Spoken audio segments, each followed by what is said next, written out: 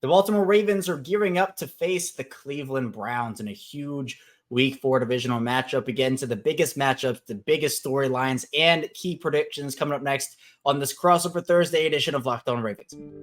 You are Locked On Ravens, your daily Baltimore Ravens podcast, part of the Locked On Podcast Network, your team every day.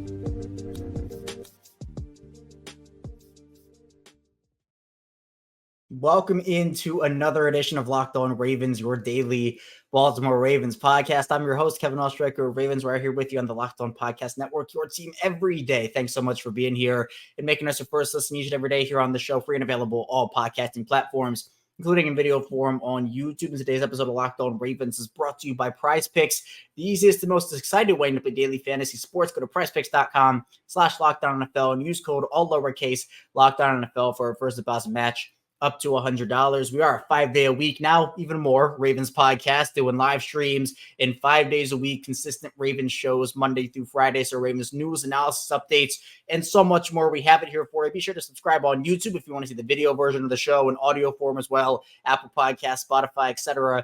If you want to see the audio version, want to listen to that, it's the same show, audio and video, so you're not missing out either way. You can also subscribe over on Subtext for exclusive content, one-on-one text conversations, and a lot more are going to be rolling out on Subtext there. And that'll be in all caps in the description below if you want to support me and support my work, which would be great. So tell a friend, tell a family member we're here on Locked On Ravens for that Ravens content. But here today, we're doing a crossover Thursday, Week 4, with Jeff Lloyd of Locked On Browns. The Ravens facing a huge matchup in Cleveland against Sean Watson, Myles Garrett, and those Cleveland Browns. Will be talking storylines, matchups, predictions, and a lot more. So get into it now with Jeff. Jeff, we got two teams atop the AFC North, and the Ravens and the Browns, both 2-1.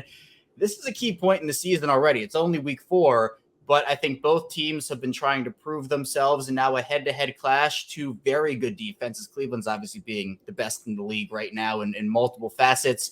Both offenses trying to show some stuff as well. I mean, I'm excited for this one because I think it's going to be a great divisional matchup. Well, you look at the AFC North overall, obviously one game separates the four teams at this point. I think that's pretty much kind of what everybody expected. It was going to be kind of tight up until this point. For the Browns, it's just really, it's been all about the defense. And, the way you look at the numbers and, the Browns are giving up 10. No, the Browns defense is giving up 6 points a game. They've given up 18 points through 3 games. This unit has been ridiculously good to this point. Defense coordinator Jim Schwartz, when he got here, there were a lot of questions asked. The Browns had coverage gaffes in years past under the Joe Woods regime. And he said, well, from what I see some guys that I'm just going to let go out there and basically do their thing, and we're going to play man-to-man coverage. But a lot of what Jim Schwartz believes is I can make my secondary look great, because if I have the defensive lineman I want, my secondary most likely is not going to be a factor. And through 3 weeks, that has been just the case. Joe Burrow in Week 1 obviously was not able to get anything going. Week 2, other than a big little coverage lapse, obviously George Pickens had a big 72-yard touchdown. Last week, same thing for Ryan Tannehill, whether it was getting harassed by the defensive lineman or Myles Garrett just driving Andre Dillard right into Ryan Tannehill's lap. There was nothing he could get going. So it's been really, really fun to watch, and it's just the lengths that they can go and the things they can do now. Myles Garrett, everybody always thought, hey, you could just move him here. There's so much you could do with him. But the point is if you don't have other guys who can win on one-on-ones, and this was the case for years, it doesn't matter what you do with Myles Garrett, because if you commit 2 to 3 people, but now, okay, so you put Zadarius Smith over a left tackle, you put Ogbo Okoronkwo over a right tackle, and Myles Garrett basically says, I'm going to pick the weakest link and shoot that gap. It's, it's a fun concept to have when you have this type of talent that they do right now. And the secondary obviously has played lights out. Denzel Ward's been outstanding. A lot of people talk 2022 was maybe a down year for him. He did miss some time, late in the summer, had some people nervous, and why he was even playing. Why is he playing? Because he had a down year in 2022, and he wanted to make sure he was ready to go, and he's been fantastic. Newsome, Emerson, good. The safety's been fantastic. Thornhill, obviously Grant Delpit, one of the best safeties in the NFL right now. The McLeod signing was a great addition to bring a veteran presence in here, familiar with Jim Schwartz's system. The linebackers, same linebackers as last year. They're playing a lot better this year. You want to know why? Because they're kept clean. It's very, very simple. As long as you keep your linebackers clean, it's a lot easier to run around and make tackles and make plays, and that's what they've been able to do this point. Offensively, the biggest storyline, And this is where the misconception came in. This is, and Kev, we did a AFC North show. Everybody with the just assuming Deshaun Watson. I never thought it was a question of, if Deshaun Watson was going to return. My question was when. And with the chips down, number one, the loss against Monday Night Football against Pittsburgh, and factoring in now you got to go play your next game and you don't have Nick Chubb anymore. It was like, wow, this is basically put up or shut up time. And he went out there, had his best game, obviously as quarterback for the Cleveland Browns, 27-33, nearly 300 yards, a dagger, 43-yard touchdown late in the game, basically to seal this, game that was, getting away from the Tennessee Titans already. I think for Deshaun, this is the moment where it's just going to go back to being what he was. And whether or not he becomes a top 5 quarterback again, I don't think the Cleveland Browns essentially even need him to, the way this defense is playing. And they play well on special teams. Obviously, their kicker situation is now straightened out. I think for him mentally now it's okay. It's a woosah moment. I'm good. I'm back in the groove here. This is my team now. This is my offensive system now. These are my skill players now, and everything's just flowing much better. Obviously, there's big games coming. Baltimore this week, then they go to the bye, and then they got San Francisco. So much was made about this Browns beginning schedule, this first 5. And look, possibility to go 3-1, possibility to go 3-2 over this 5-game stretch. That would be really, really huge for this franchise, which is going to get some easier games coming down the schedule afterwards. Yeah, and for the Ravens, a quick little overview of what's happened for them so far. Week 1 was the Texans. They a little bit of an iffy first half, 7-6 Ravens at halftime there, but the offense made adjustments, figured it out. Week 2 was that Bengals game where they go into Cincinnati with a bunch of guys hurt. They lose Odell Beckham Jr. mid-game, and they pull out a big win against the Bengals offense that just hasn't really looked right so far through 3 weeks. And then that Colts game was the big disappointment, where it was a game the Ravens probably should have won, but 4 straight drives in the late first to a whole second quarter with 4 fumbles. That can't happen. They miscommunicated with Zay Flowers on a 2-point, or not on a 2-point, but on a onside kick where, like the free kick after a safety, and the Ravens end up, really having to figure out how to grind out a game. They should have been in a position to win much easier than they did, but the refs end up blowing a couple calls, and we don't use referees as an excuse. They shouldn't have let the game get to that point in the first place. But the Ravens could be 3-0 right now, but the fact is they didn't play enough to be 3-0. So they're 2-1 and now in a position with Cleveland in this game. But I think when you talk about a big storyline, Jeff, for the Ravens, it has to be injuries. And we've seemingly, for all of this, for 4 years, we've been talking about the Ravens and how injured they are. Combined between the practice squad injury report coming out on Wednesday, injured reserve, and the NFI list, they have 21 players on there. And it's week 4. We are not even a month into the season yet, and we're already back to where we were with the Ravens and their injury woes from last year, from 2 years ago, from 3 years ago. Guys like Ronnie Stanley, Tyler Linderbaum, Odell Beckham, Marlon Humphrey, Marcus Williams, J.K. Dobbins, Odell. There's so much that's being left out of the field right now. Now, there were a couple of positives from practice on Wednesday. Marcus Williams comes back, Ronnie Stanley, Tyler Linderbaum, and Gus Edwards all came back.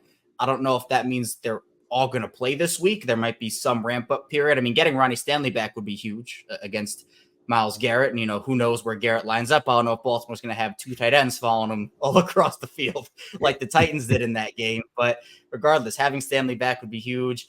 Maybe Marlon Humphrey comes back from his foot injury. This is kind of around the time people expected him to come back. He'd be big to have against Amari Cooper and some of those Browns' other wide receivers. But the fact that we're already here is, I think, disheartening for a lot of people, because seemingly for the 4th straight season, there's been so much potential around this Baltimore team. Not that they don't have potential right now, but at this point, these injuries, at least the silver lining is that not a lot of them are season ending. J.K. Dobbins tears the Achilles. He's down for the season.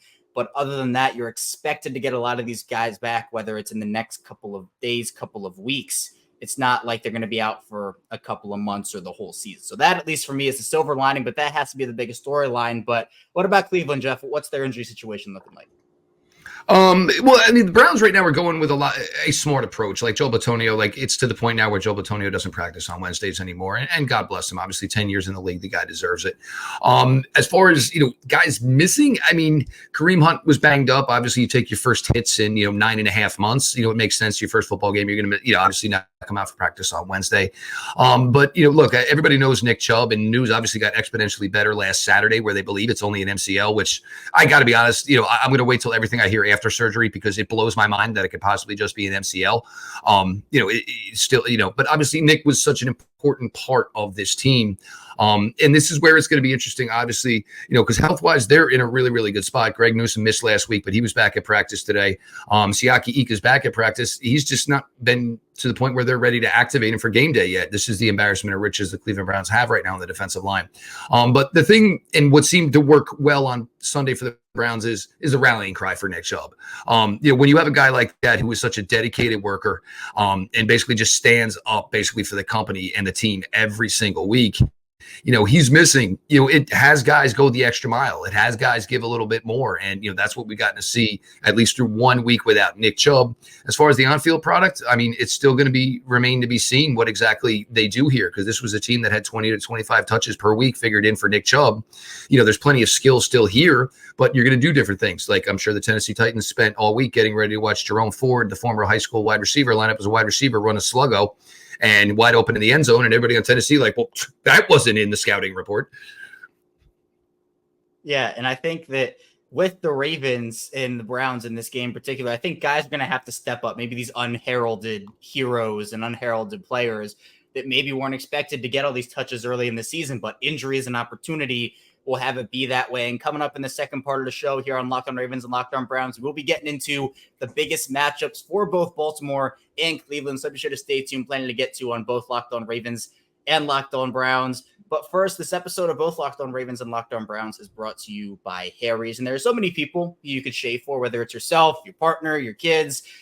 A great shave can make you feel great too, confident, clean, young. I mean, I don't have too much going on right now, facial hair wise. I see Jeff's got a little something going on there with the facial hair. But with Harry's, the Harry's trial set is great because the packaging is great, the razor is awesome, and the quality of the shave, you can't get better than Harry's. The starter set is a $13 value for just $3 at harrys.com/NFL. It includes a 5-blade German-engineered razor, weighted handle, foaming shave gel, and a travel cover. You can schedule delivery for refills as low as $2, half what you pay for the other blades. And Harry's makes the skincare products that will give you the best shave ever. So creams, washes, lotions that'll keep your skin healthy and hydrated. Also blades made in their own factory in Germany that stay sharp. And guys who've tried it, they say their 8th shave is pretty much as sharp as their first. They have sleek, weighted handles that look great in your bathroom and give you precise control with each wipe. And there's no reason not to try Harry's. Harry's has the highest customer satisfaction in the shaving industry, and they're still offering a no-risk trial. Don't like your shave? No worries. It's on them. Get your best shave ever this summer with Harry's razors and skincare products.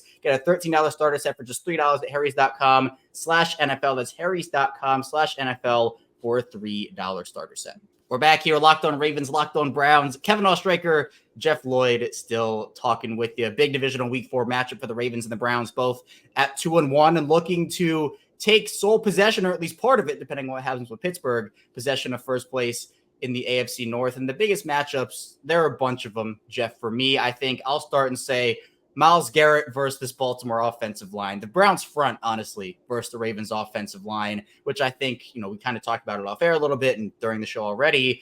I thought Andrew Berry and the Browns staff did a great job of getting this Browns front to where it needed to be in the offseason. Not only do you now have Myles Garrett, who's been the best at his position and one of the best defensive players in the NFL for years now, but you bring in Zadarius Smith, who's an old friend over here in Baltimore. You also have the Dalvin Tomlinson edition, the Shelby Harris, and getting these guys in position to, Okoronkwo has been great for them too. You have to be able to have depth and quality, and the Browns now have both that on the front. Now the Ravens, depending on who they get back on their offensive line, if Ronnie Stanley comes back, great. Tyler Linderbaum comes back, great.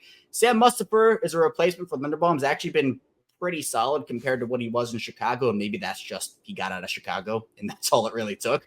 But then you also have Patrick McCary, who I think it might have been Myles Garrett who called him one of the best tackles in the NFL a couple of years ago when I think McCary was filling in at right guard. I can't remember if it was Garrett or not, but I think somebody said that. And he's proven to be a pretty fine replacement option for Stanley. Now, obviously, Stanley, you want him out there, and Linderbaum, you want him out there. But against this Browns front, the key is to keep Lamar Jackson upright, keep him in the pocket throwing that football. And I know a lot's been made about, hey, teams trying to find these defensive Lamar Jackson stoppers. I mean, for a lot of people, JOK in Cleveland has been, this is the the matchup that you put out there, and he's the guy that can match Lamar. And I don't think anybody can quote unquote like match Lamar, but you can put a guy out there who has speed and can make life a little more difficult for him. And I think Cleveland's defense, if they can get pressure on Lamar Jackson, Lamar's always going to escape. Like, there are going to be plays there on any game where he is. I mean, obviously the Cleveland game a couple years ago, remember that ugly game where Lamar escapes, throws the ball to Mark Andrews, Clowney slams his helmet, Garrett shakes his hand. You're always going to have that. But there are going to be plays where if the pressure just keeps coming and keeps coming and keeps coming, we saw against the Colts, Lamar had some trouble when Gus Bradley started to blitz him. Throw started to go behind receivers a little bit. So I think the Ravens offensive line picking up blockers, identifying blitzes, and for Lamar Jackson making the right decision when the pressure comes or Garrett beats his guy, that to me is huge. This is one of the things actually I talked about when we did the crossover, with Jake from the Locked On Bengals show. This might not be the best week to come back. And that's what I kind of said to him about Joe Burrow. This might not be the best week to come back for these guys. Look, even if they come back, they're not going to be 100%. And look, very few players take the field in an NFL game at 100%. But this Browns defensive line right now, and the Browns will go wherever they think the weak link is. Last week they were taking their defensive ends and they went right after the Tennessee Titans on the left-hand side. And there were times where it was, Garrett lined up on the guard, was Darius Smith on the outside, Garrett on the outside, open up. And they continue to mix up their looks. And the problem with doing that is everybody kind of gets tired, because the more defensive ends and basically edge players you can get on the field, you can take the pounding of going, 300 pounds on 300 pounds. When you're, 315 trying to chase a guy that's 275, it just creates, really, really difficult times. And this has kind of been the case of what's going on here. Marlon Humphrey coming back. Look, if he wants to take another week, I'd be happy with that, because he's always kind of been a thorn in this team's side. But that's also, now the thing with Lamar is, now you're bringing up JOK. This has kind of been something new now, and we've been screaming about this for years, with the Browns, with Grant Delpit. Everybody thinks great safeties, and they think safety on the roof. That has never been what made Grant Delpit a great player at LSU and where he shined. And obviously, I know you've seen it, and obviously there's been some good Grant Delpit games. There was it 4 drives in a row a couple of years ago where it was interception, back and forth between Lamar and Baker. Obviously, Grant Delpit was a big part of that. The Browns now, in nickel and even dime situations, Grant Delpit's taking linebacker reps. His interception on Monday Night Football against Kenny Pickett. Kenny Pickett looked at him and said, all right, he's going to drop with Freiermuth. He did. He took the flat. Kenny Pickett threw it. Grant Delpit baited him in the throw and the interception. They are taking what they think their players do best and having them do that. In Joe Woods' system, they were taking players and saying, well, you're going to do this. John Johnson III was a great player in his time with the Los Angeles Rams. The only time he was ever good for the Cleveland Browns is when they got creative with him. They tried to make him a traditional free safety. He wasn't athletic enough. It didn't work. This is not something Jim Schwartz is going to do. He's going to look at a player and say, he's good at this, he's good at this, he's good at this. He's never going to do, like, if you give the 3 negatives, it doesn't matter, because they're not going to ask those players to do those things, which is what you do. If you want players to be successful, play to their strengths, obviously not to their weaknesses. The thing is, it's going to be weird, because I think the Ravens are probably going to be more what the Browns are used to, probably at least this week, than maybe before the second time they meet, because I think we're in this weird spot where it's going to be the Lamar show. You're not going to get to see what Lamar did against the Bengals, because, even with the Browns offensive line, you don't want Lamar sitting back there all day, trying to make it rain like he did in Cincinnati. And for those who didn't realize Lamar Jackson could throw like he did, you're all a bunch of fools. That's what he did in Louisville. That's just what Baltimore didn't do with him early in his career. He is a traditional quarterback. He can do all of those things. But I think they're in a tight spot right now where the running game maybe isn't what they were hoping it was going to be, obviously, this year, where it's got to kind of all be on Lamar again. And is he capable of it? Sure, we all know it. We've all seen it. We're talking about a former league MVP here. But this was not supposed to be the Ravens that we were talking about. It was supposed to be more of, Zay Flowers, Odell Beckham, Bateman. But with all these injuries, it comes back onto it. And for me, when we talk about these matchups, it'll always be Lamar. But the second one I will always bring up, and I'll forever bring up, is Mark Andrews. Mark Andrews basically has an all-pro Hall of Fame resume playing against the Cleveland Browns. He has decimated his team too many times that I can even continue to talk about. He's always the biggest threat for me when we played them all offensively besides Lamar, because it's just been there. And you know what's coming. It's nothing different. It's either going to be a short seam or it's going to be a deep seam. And he has made a living on it against the Cleveland Browns. And the Browns have not been tested much by any tight end yet to this point. So this is one thing that maybe I'm not saying it could be a weakness, but we don't know if it's a positive or we don't know if it's a weakness. Have they changed their ability to shut down tight ends because they have not faced one yet to this point? So that's one I'm always concerned about. Roquan Smith and the Ravens defensive line. I don't know what to make of the Browns running game right now. Obviously, look, we're one game in post Nick Chubb for the rest of 2023. Obviously, Nick will not be here. Where exactly are they as far as what they think Jerome Ford does best? Where we know what Kareem does best, obviously. They do have this new element of Pierre Strong. They haven't really had a running back in the backfield that runs a 4-3 flat. So this is a guy they can try to find a way to get him a toss play into open space and just let the Jets go. But as far as that, the Ravens have been pretty good. Last year notwithstanding, Nick Chubb had over 90 yards both of those games, but he won't be playing. But it's going to be interesting. The Browns are going to have to run the ball somewhat here to keep teams honest, but we really have no idea what that's going to look like just yet.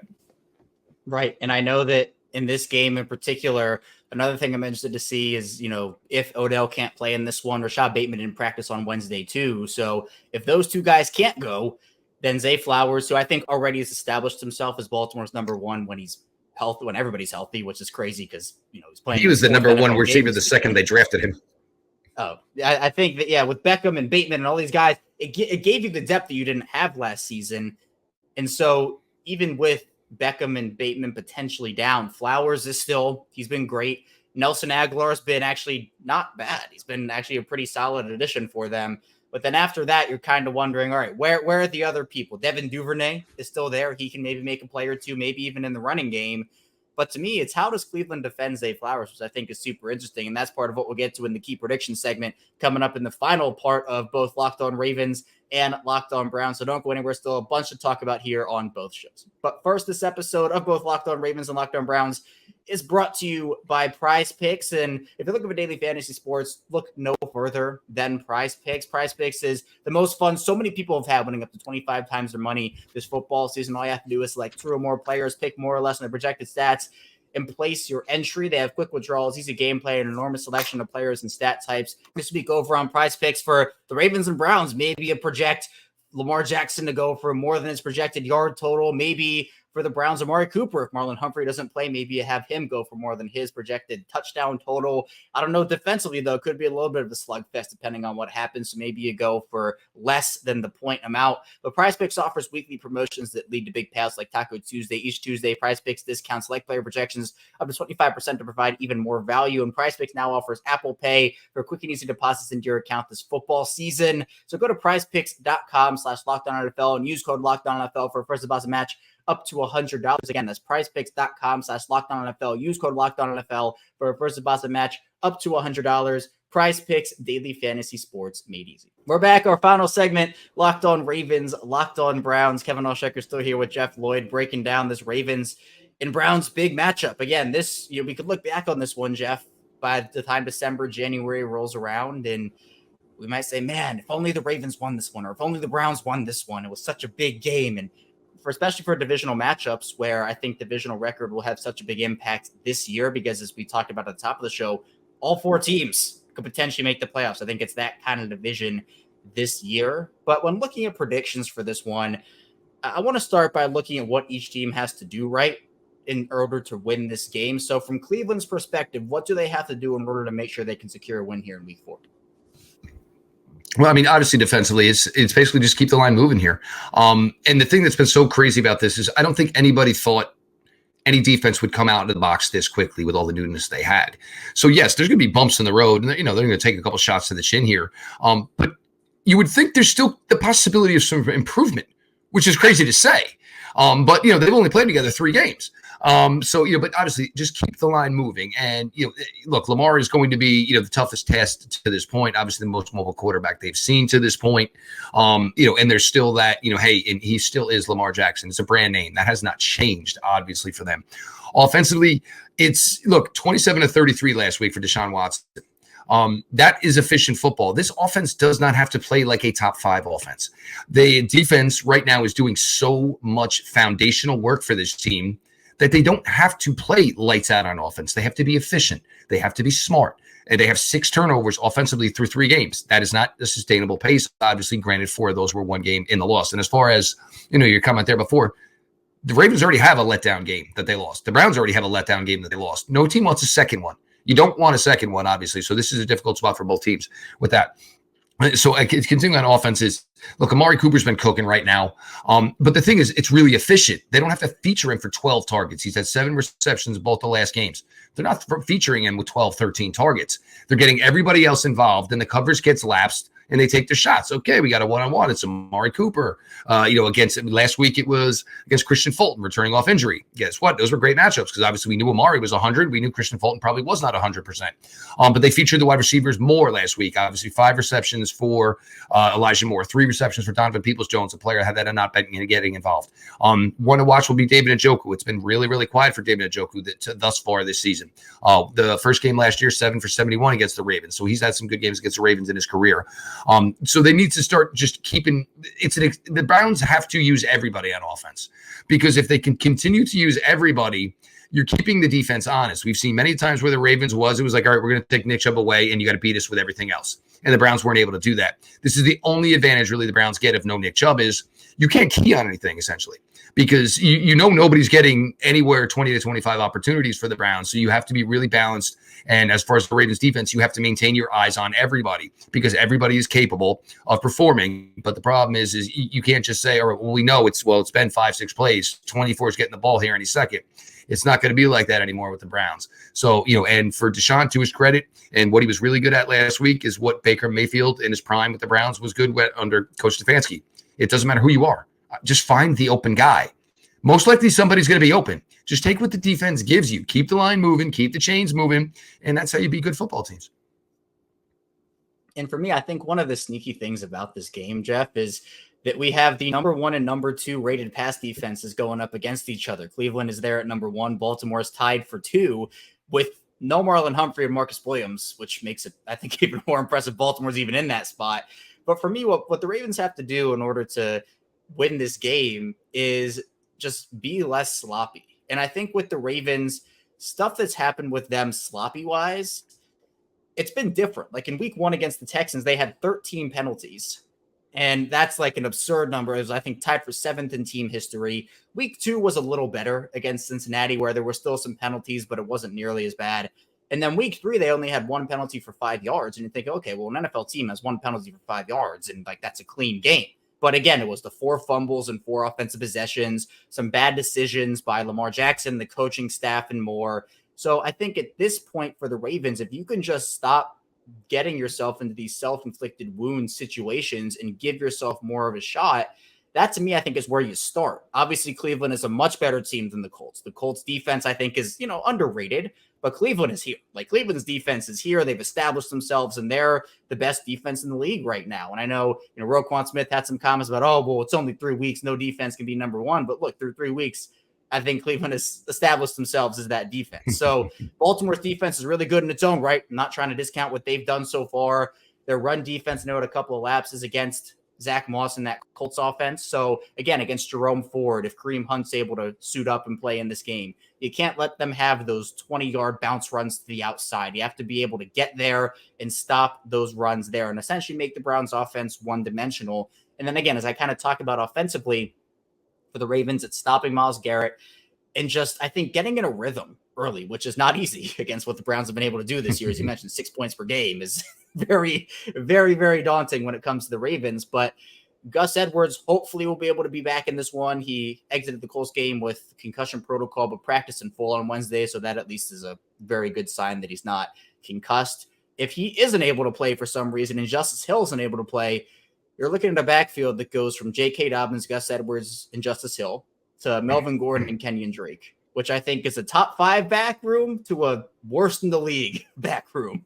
So that's going to be very important. But Gus Edwards is a career 5 yards per carry guy. I'm excited to see how it ends up playing out for the Ravens. But all right, let's get to predictions, final scores. Jeff, who do you have winning this one and why? I just think things are going really, really well for the Cleveland Browns right now. Obviously the advantage of playing this one at home, coming off the momentum of a huge victory against Tennessee at home after the loss in Nick Chubb, basically circling the wagons, getting to see the best of Deshaun Watson in a Cleveland Browns uniform. I think the momentum continues to grow here. The Browns get to go into the bye week, and then obviously have to face one of the toughest teams in the NFL, the San Francisco 49ers, in Week 6.